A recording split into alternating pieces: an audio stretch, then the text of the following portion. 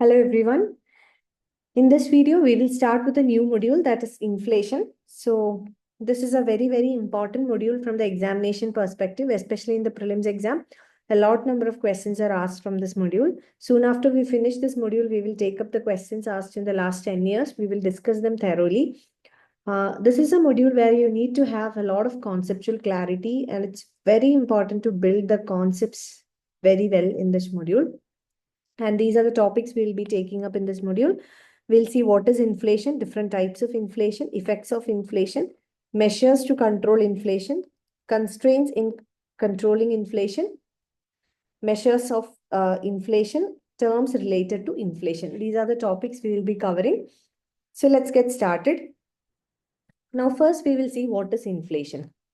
I'm sure inflation is a term that you must have heard many times, and this is a very commonly used term actually. This is very frequently used in many contexts, at least in some newspapers, you must have heard about this term, inflation. So let's see what is inflation.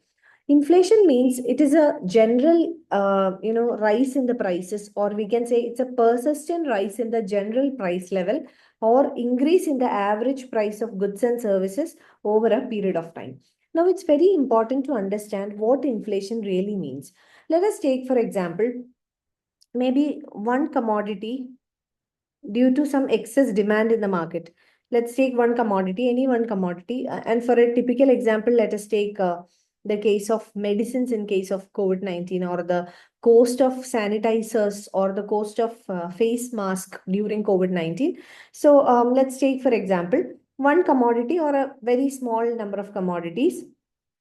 Due to increase in demand or due to excess demand, there is a price rise. Can we call it as inflation? No, it is not inflation. Why? Because inflation happens only when there is an increase in the general price level. And how is general price level calculated? That is increase in average price. Now, if the average price in the market, or if the average price level in the market has to increase, what should be there? Average price in the market increases only when uh, a large number of commodities witness an increase in price, or when there is an increase in the price for a large number of commodities in the market. So when there is an increase in the price of a large number of commodities, we call it as inflation, not just one or two. I hope that point is clear. That's what I wanted to convey. So inflation happens when there is an increase in the general price level or increase in the average prices of goods and services in the economy over a period of time. Now, what is the relevance of this term over a period of time? It signifies that the price has increased as compared to some previous time frame. Okay, so over one period of time, maybe for example 1 year, over 1 year. Okay, then persistent increase in the general price level. What is meant by this persistent increase? Persistent means continuous. So persistent increase here means continuous increase in the general price level. That is, the general price level has to continuously increase for a period of time. Now, what are the features of inflation? Let's see what are the features of inflation. First one is that too much money is chasing too few goods. That is, see, too much money chasing too few goods means the purchasing power of money has reduced. Let us take an example to understand this. Suppose you have 1,000 rupees with you. Okay. Now, with this 1,000 rupees, assume that you are able to buy 10 kilograms of apple. Assume that you can buy 10 kilograms of apple. Now, this is the normal case without any inflation. This is the normal scenario. Let's take inflationary scenario, or the situation where there is inflation in the economy. You have the same 1,000 rupees, but what is the problem here? The price of apple has increased, or the general price level has increased, which means the price of apple would have also increased, because for a majority of goods, the price has increased. So we assume that the price of apple has also increased. So you are not able to buy 10 kilogram. Instead, you are only able to buy 5 kilogram, which means too much money chasing too few goods. Now see, In the second case, you are not able to buy as much as goods in the first case. In the first case, you are able to buy 10 kilograms, whereas in the second case, you are only able to buy less commodity. That is too few goods and with more money. Maybe you will have to pay more than 1,000 even to buy that 5 kilogram. Second one, it reduces the real purchasing power. That is also explained in this example. The purchasing power of money reduces. Why? Because earlier for 1,000 rupees you were able to buy 10 units or 10 kilograms. Now only 5 kilogram, which means purchasing power of money is less. Now money is able to purchase only less. It also signifies that economy is flourishing. So let's see whether it really means economy is flourishing or not when we discuss about different types of inflation. So we will keep this as a question.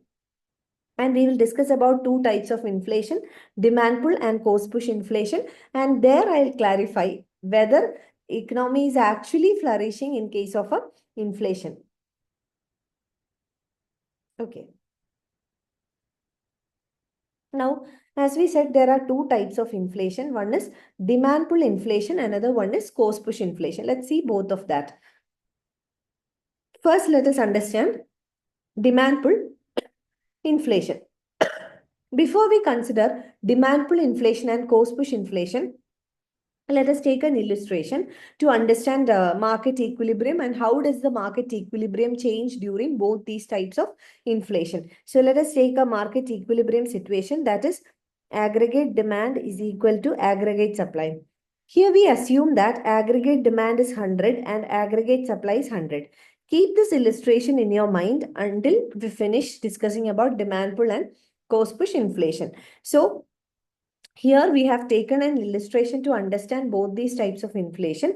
First one is demand pull, second one is cost push. So here we assume that the economy is going through an equilibrium situation. I hope equilibrium is clear for you. Equilibrium situation, and equilibrium is when the aggregate demand in the economy is equal to aggregate supply. Here we assume that aggregate demand is equal to 100 and aggregate supply is also equal to 100. Now, let us take demand pull inflation. Demand pull inflation is caused in an economy due to an excess of demand. That is, the demand in the economy increases. That is, there is an increase in aggregate demand in the economy. So let us take this illustration. Here, aggregate demand is 100 and aggregate supply is 100. But during demand pull inflation, what happens? This aggregate demand increases. So let's take it for example. Aggregate demand is 150, whereas aggregate supply is only 100. So what will happen? We assume that supply is not changing. Supply is remaining constant because one variable is already changing. So here supply is only 100, whereas demand is 150. There is a deficit of 50. What will happen as a result of this deficit? The price will increase. This situation is called as, what is the situation called? Demand pull inflation. This situation is called as a demand pull inflation. Why? Because this inflation or increase in the price here, it is caused due to an increase in the aggregate demand. Okay. So this is typically because the aggregate demand in the economy has increased. That is, the people in the economy are demanding more money. Sorry, demanding more commodities. So that's why. Now, why does this demand increase, or what would be the primary reason for an increase in the demand in this economy? This would be because there is an increase in money supply, and this increase in money supply can be due to various reasons, but ultimately the most important, the primary reason for this increase in demand pull inflation is due to an increase in money supply. It is due to an increase in the money supply in the economy. I hope it's clear for you. Now let's discuss what happens in a demand pull inflation. See, in case of a demand pull inflation, we have seen that it is caused primarily due to an increase in the money supply. So when money supply increases, aggregate demand increases.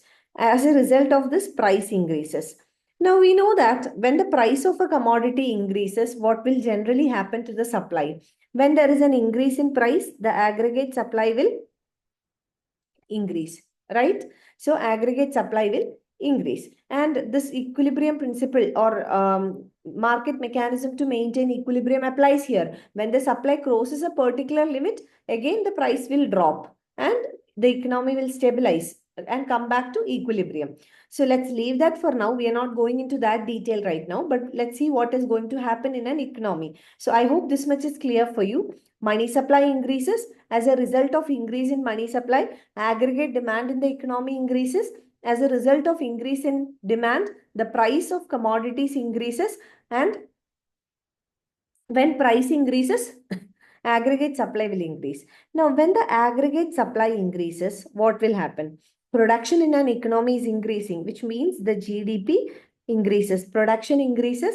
Along with that, employment also increases. And this is why I told you in economics, everything is interconnected. See, whatever you have studied in the past, you cannot leave it there and come forward. Whatever you have studied in the past has to be carried forward until you finish the circle or the entire subject. So this entire subject can be interconnected very well. Now remember about Phillips curve. I'm trying to interconnect some of the concepts that we have discussed in the previous classes. Think about the Phillips curve. What would we say in the Phillips curve? We said that Phillips curve says that there is a negative relationship between inflation and unemployment, which means as inflation increases, unemployment decreases. Can you connect Phillips curve here in case of a demand pull inflation? As the aggregate supply increases to meet the demand, GDP will increase. Along with GDP, to improve the production, or one of the major factors of production is labor. So there will be a demand for labor or increased demand for labor, which will ultimately lead to increase in the employment opportunity. So it will create more employment. So ultimately, as a result of this, or as a consequence of demand pull inflation, can we say that there are two important impacts, 1 and 2? What's the first one? The price of commodities increases. That is an inflationary effect. The second one is that the GDP of the economy increases because there is an increase in aggregate demand, and to meet this demand, more production will take place in the economy. So these are the two conclusions we can make from a demand pull inflation. All right. I hope this much is clear for you. With this understanding, let us move to cost push inflation. Okay, let's come to cost push inflation. Again, coming back to equilibrium, that is aggregate demand is equal to aggregate supply. Let us take that cost push inflation. Before cost push inflation, there was equilibrium in the economy. That is, aggregate demand was 100 and aggregate supply was also 100. Now let's see what is cost push inflation. Cost push inflation is the type of inflation, or we can say an increase in the prices caused due to a reduction in the aggregate supply or an increase in the cost of production. So as a result of increase in cost of production, when the cost of production in an economy increases, the aggregate supply would decrease. So what is happening during a cost push inflation? The aggregate supply in the economy is coming down. So we can say that cost push inflation is created, or it is due to a decrease in the aggregate supply. It is caused due to a decrease in the aggregate supply in the economy. Now, a decrease in the aggregate supply. Let's take some illustration to understand this better. In the equilibrium situation, aggregate demand was 100 and aggregate supply was also 100. Here we are assuming that the supply has come down. So let's take it as demand has been remaining the same 100, whereas the supply has reduced to 70. So here the result is an increase in price. Why? Because the supply has reduced. Supply has reduced, demand remaining the same. So here also there is a price rise. Okay, price rise. Now, what did we say? The primary reason. So what is the primary reason for a cost push inflation? It is due to an increase in the cost of production. This is due to an increase in the cost of production. Okay, now let's try to understand what happens in an economy during a cost push inflation. So during cost push inflation, let us take cost of production increases. As a result of this, aggregate supply in the economy decreases. As a result of this, price increases, and it creates a inflationary situation. Now, do you see here that there is only one conclusion for this. See, the price has increased, but there is actually a reduction in the GDP along with price rise. Why?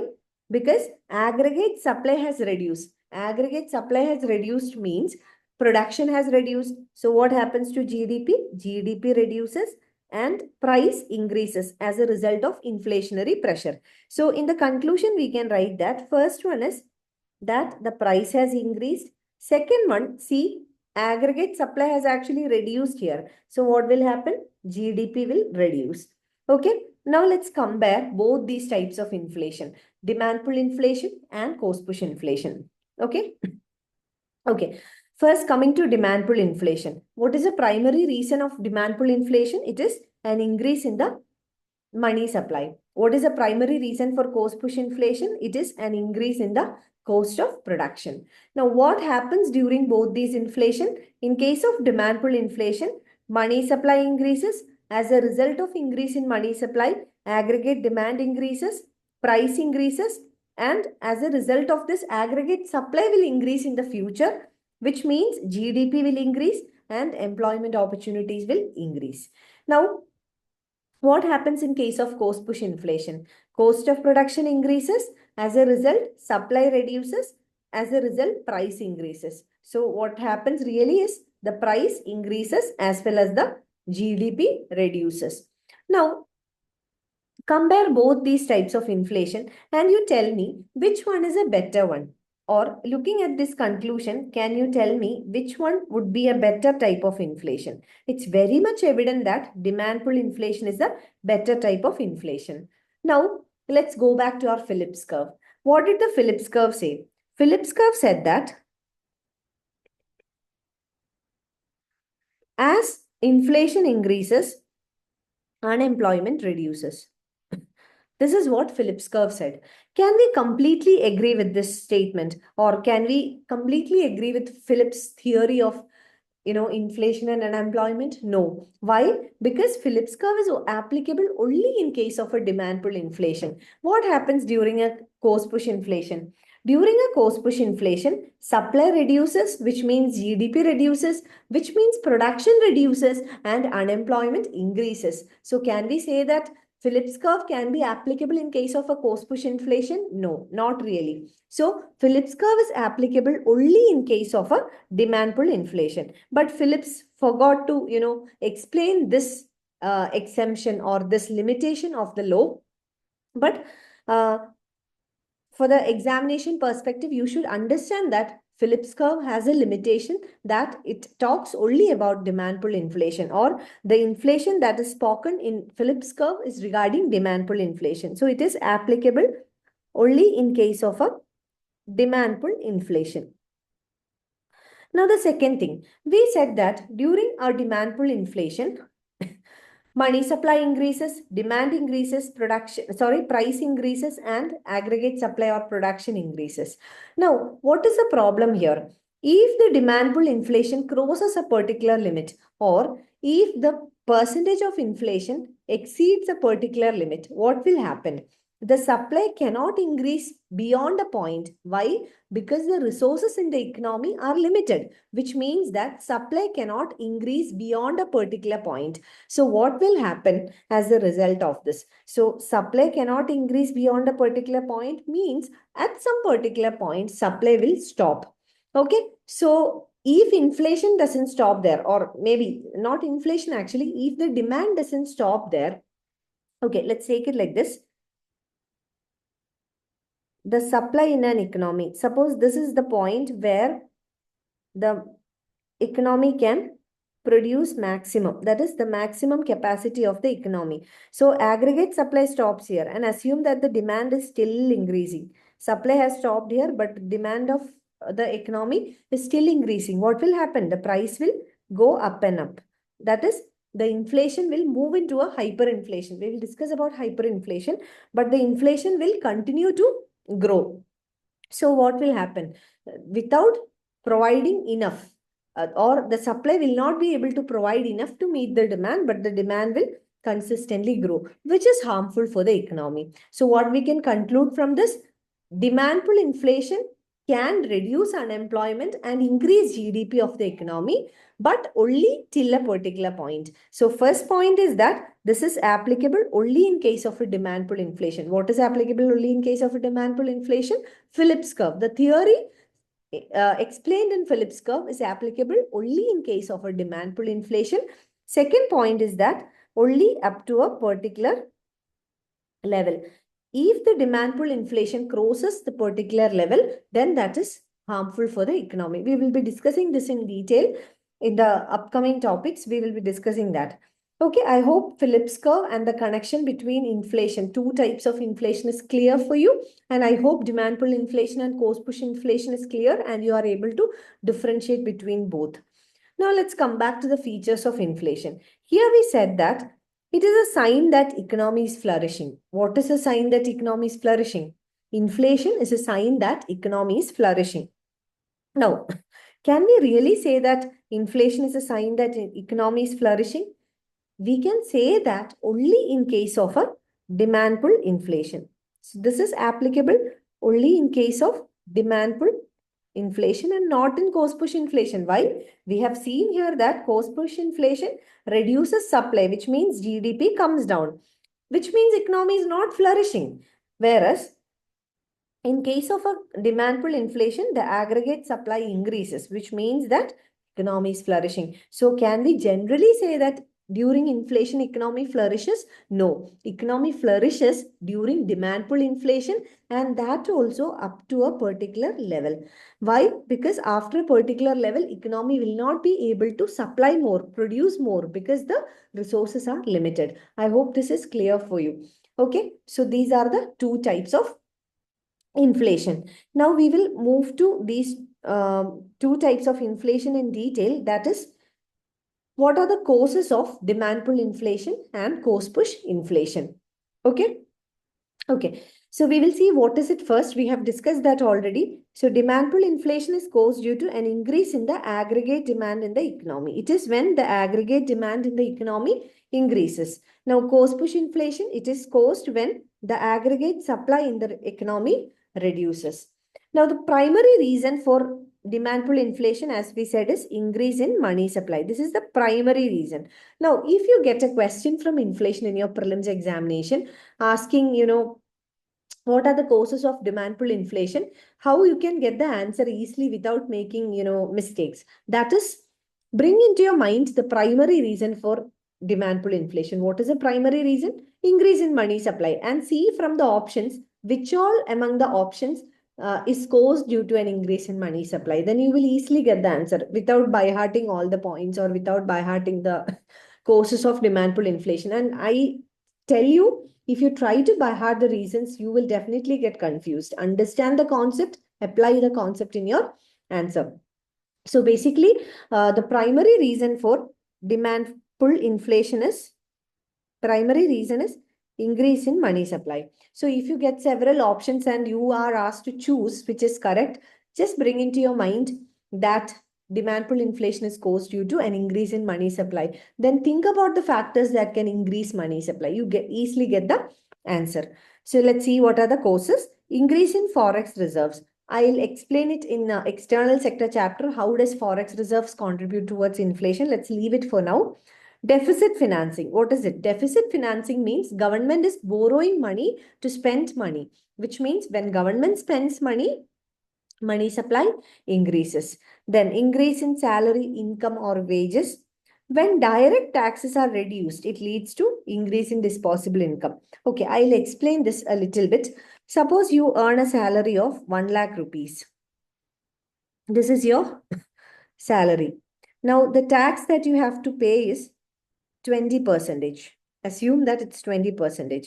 That is 20% of 1 lakh means 20,000 rupees. So what is left with you? It is 80,000. So what is this 80,000? This is called as your personal disposable income. So what is the concept of personal disposable income? It means that the income that is at your disposal, that is the income that you are able to dispose of, that is spend or save. This is the meaning of disposal. Personal disposable income. Now, Here, the personal disposable income is 80,000. Even if you earn 1 lakh rupees, you are only able to spend or save 80,000. 20% simply goes into taxes. Assume that this is income tax, right? Which is a direct tax. Assume that the government has reduced the taxes from 20% to 10%. Now, how much tax will you pay? 10,000 rupees, which means what is left with you is 90,000 rupees. So now what is your personal disposable income in this case? 90,000 rupees, which means you have more money to spend. You have an extra 10,000 to spend. So what will you do? You will buy more commodities, right? So your demand will increase. Increase in black money. Black money is similar concept. What is black money? The money or the salary or the income for which you don't pay taxes. So if you don't pay taxes, you save that and spend it on something else. Next is increase in population, increase in government expenditure. So these are the factors primarily causing demand pull inflation. I hope it's clear for you. Next is cost push inflation. As we said, it is due to a decrease in the aggregate supply. And what is the primary reason? Increase in cost of production. That is, when the production cost increases, it causes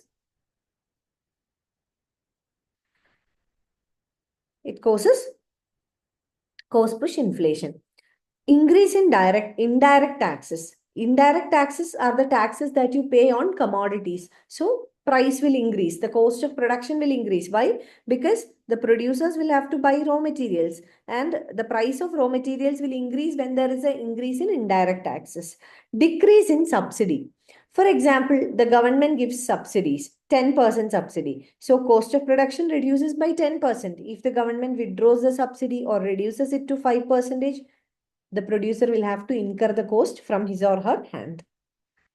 Decrease in production due to rainfall or labor disputes, such things can also affect production. Hoarding and speculation. Defective supply chain means there are a lot of middlemen in between the producer and the consumer. Then increase in prices of imported commodity, which means the example petrol. Petrol is an imported commodity. And when the price of petrol increases, what happens? As a result of this, everything else goes into an inflationary pressure. Increase in exports. What happens during increase in exports? There is less availability in the domestic market. So when exports increases, less availability in the domestic market. Decrease in imports. Import decreases means maybe, for example, some commodities we are import dependent, but now imports has reduced, which means the domestic supply will reduce. In both these cases, domestic supply will reduce. Depreciation of currency and forex reserves, I will discuss in detail in exchange rates. When we discuss about exchange rates and external sector of the economy, we will discuss this in detail. Otherwise, we will completely deviate from the topic. So these are the reasons for demand pull inflation and cost push inflation. These are the two major types of inflation. Okay. So the rest of the topics in inflation we'll be covering in the next video. Thank you so much.